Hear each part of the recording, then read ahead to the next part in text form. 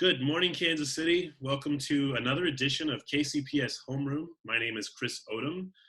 Today we're here kind of revisiting the paths of some of the students that I might have had the joy to work with.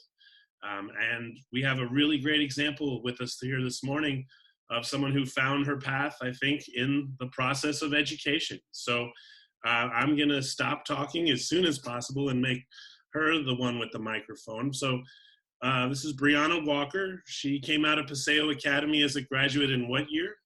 2011, 2K Live. 2011. And so, Breonna, will you give us an update of kind of what's been going on with you since then? And then we'll get into some of what you might have done in high school that gave you some clues about what you might do with your future. Absolutely. Well, it's been a lot since graduating. We're coming up on our 10-year anniversary for graduation. We're actually planning our high school reunion now, me, Galen, and some of the other folks. But since 2011, well, I graduated in 2011 and then went on to Mizzou, University of Missouri in Columbia, where soul searching was real from freshman year on. So I started out as an epidemiology major. I thought I wanted to be a scientist. I still kind of do secretly want to be a scientist, but started out there, had a chemistry class and said that's not for me. And then I switched to education. My major, my second year, sophomore and junior year, or sophomore and beginning of junior year was special education as a major. So went into the classroom, did a few service hours, loved it, but I just didn't feel an extreme connection to it. And so then junior year, that's when I switched my major to performance theater. And I graduated with my Bachelor of Fine Arts in Performance Theater from Mizzou. When I left Mizzou, I stayed in Columbia like a lot of college grads do, and I worked in admissions. I was their coordinator of culturally diverse recruitment for 2 years. I loved that position, probably the best entry-level position anybody could have, honestly. Used a lot of my theater degree.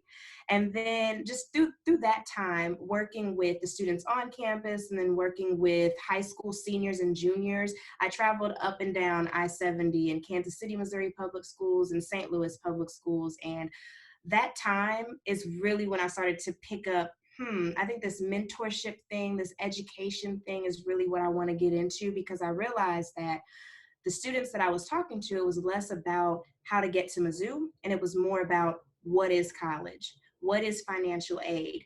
Do you all get suspended from school in college? Those kinds of conversations is what I was having. And so I just really realized, wow, they need somebody like me in the school building to not just tell them how to get to college, but to prepare them for life after high school.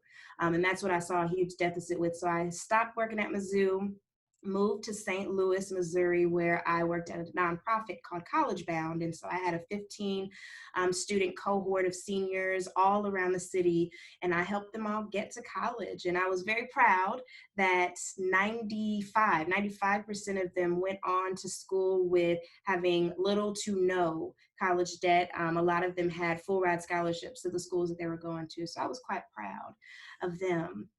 So then after that, that is really, so when we talk about premonitions and finding ourselves and finding what path I wanted to go down, that was where I figured it out. I had an epiphany, February of 2018. I will never forget it.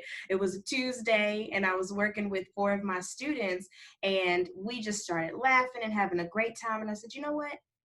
This is where I need to be. I need to be with high school age students in a classroom or in a school building, impacting them in some way, shape, or form. I knew I didn't necessarily want to be a teacher, but I knew I would be an educator in some way, shape, or form. And I don't know, Mr. Odom, you're an educator. I consider you an educator. You have a wealth of information, but I think there's a difference between teaching and educating somebody, where you're teaching, you're instructing, you're giving them what they need to get by, but to educate means to instill something in somebody, for me at least. And I realized I didn't want to be a teacher. I wanted to be an educator. I wanted to impact. But then I stopped there and I decided I was going to use my Bachelor of Fine Arts and move to New York. So I moved to New York City that April of 2018.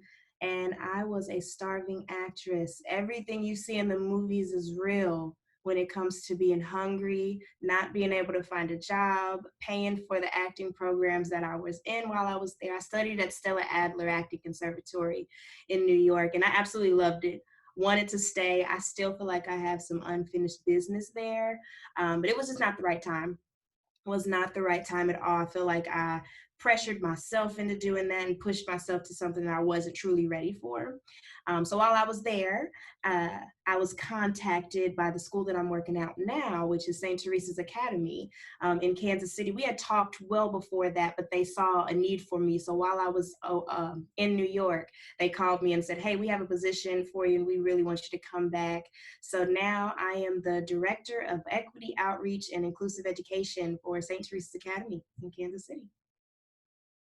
That's unbelievable. And I don't mean by any means that we wouldn't have believed you would have this path and meeting you when you were in high school, but just it's exciting, I suppose, to hear how you furthered on maybe a tiny little nudge from some people, or how you've listened to your experiences and then made them so relevant. So I was the same way, coming out of school, searching for purpose, feeling artistic, wanting to keep that part of me alive, and found that I could do that as an educator. And I thank you for including me in that important group.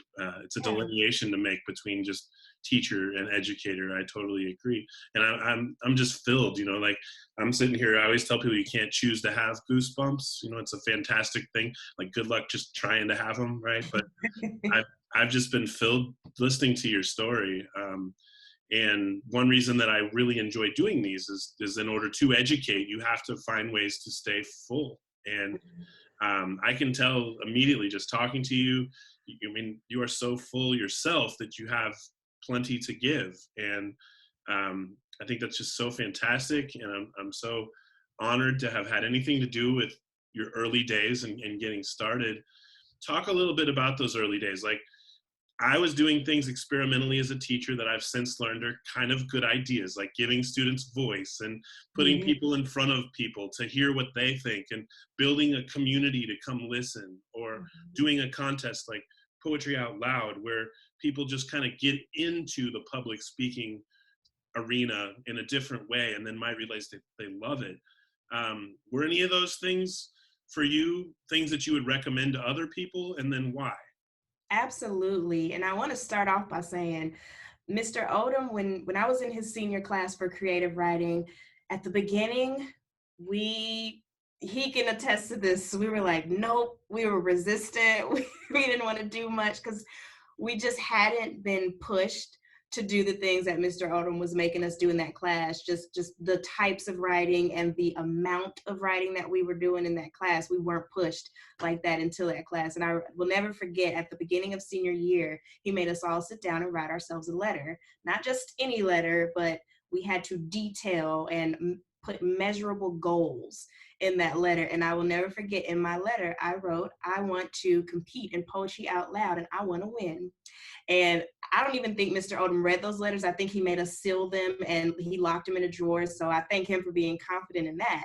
But he somehow he said, "Bree, Poetry Out Loud. I see you at Coffee House. I see you on stage. We're gonna put you in Poetry Out Loud." And I was like, I don't know. Did it, made it past regionals, made it to state. I didn't make it past state, but that was an awesome experience. And I would definitely recommend that to any student who is wanting to, like Mr. Odom said, find your voice, to get involved outside of the classroom. It was definitely that pipeline for me saying, okay, I can get in front of a huge auditorium in Jefferson City, Missouri, where I know absolutely nobody except for my mom, my dad, my best friend at the time, or Galen and Mr. Odom, who were in the front row watching me on this stage. And it was the perfect pipeline to seeing I can do this. And not only just performing, but I can speak and I can be powerful, not just using my own words, but using other people's words. These were poems that have been written and stood the test of time. I think I did an Edgar Allan Poe poem, and yeah, just words that stood the test of time, but I was still able to convey a message with those and make it as far as I did through Poetry Out Loud. So I would absolutely, absolutely recommend Poetry Out Loud. what is it called? Think like a bomb, or do you know what I'm talking about? Think you're on mute still. Louder than a bomb. Louder than a bomb. Yeah, I Yeah. was not brave enough for that one, or Brave New Voices. I had a couple students at Paseo that did Brave New Voices, but I was not brave enough for that. But Poetry Out Loud, Louder Than a Bomb, Brave New Voices, I definitely recommend those. In theater, you were in a lot of the plays at Paseo as well. I was, You yes. you So, read with the Kansas City Symphony and did hmm Peter hmm the Wolf, right? and I don't even know how I was found to do that, honestly. I will never Because you were remember supposed the, to be, and that's what it's so fun to see that a lot of what you're doing now echoes what you were doing then. yeah. And I think so. I'm just so excited for you, and I would hope then that you can introduce people to some of these things too.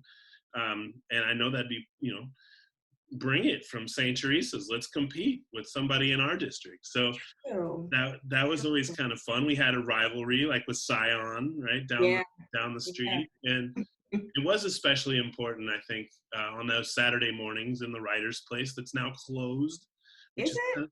it is. It lost its funding. They have since relocated somewhere, so I think it's up for sale. It's a neat Mm-hmm. old building, but some of those, those are groundbreaking in my mind memories that um, I'm excited to hear we're part of your strength coming out of school, and they certainly were mine coming out of teaching, because any way that I wanted to go do this and help other people beyond just my school walls was again kind of how I got some bigger goals. And lately, I am the English coordinator for our district, and want to see more and more participation in English Yeah. through a way that's not simply testing. Right? Mm-hmm. So let's go out on that note. Tell us, as your listeners, and we certainly would listen to you for hours, I think. But if you could summarize something you would tell a young person to go out on this Tuesday morning, of what they could think about or how they could process the path that they're going to take down the road, what would you suggest to them? Because that was one of my favorite, was always asking with seniors to kind of pay it forward or Mm-hmm. share something with a freshman that might be coming in the door. What would you say to somebody who's kind of just getting started? Yeah. I think the biggest thing, the most important thing that was somehow told to me and that I would share with any young person is to simply go for it. Put yourself in positions that you're not used to being in. So be the only person of color in a room. Be the first person to raise your hand in a lecture hall. Go to your professor's office hours if college is the route for you. And if not, then keep the main thing the main thing. And that's not just for going to college or not going to college, but when it comes to finding your journey and which path you want to go down, LeBron James, I think, said it: keep the main thing the main thing. Arts is the main thing for me, and I am using the arts in every single area. And I'm an educator, so you can still keep the main thing the main thing. And if your goal is to make money off of it, if you keep the main thing the main thing, the money is going to be the cherry on top, and it'll be there. There's so much more fulfillment if you keep your eye on the prize and forget about things that may come in and jeopardize that or deter you from that. If you keep your eye on the prize, then nothing can stop you from reaching what you need to reach. Fantastic. I think I'm getting older. I say fantastic too much. But you have been lucky with us this morning to hear from Breonna Walker on KCPS Homeroom here on ELA Tuesday. We thank you, Breonna, for your sharing of your path and your experiences, and your definite awesome energy and your wonderful wisdom. So much love and luck to you on your future. Stay in touch. Yes. I'll let you know when this airs. In Kansas City, if you need some inspiration, keep watching, because KCPS Homeroom will have further interviews in the next coming weeks. Thanks again, everybody. Have a great day.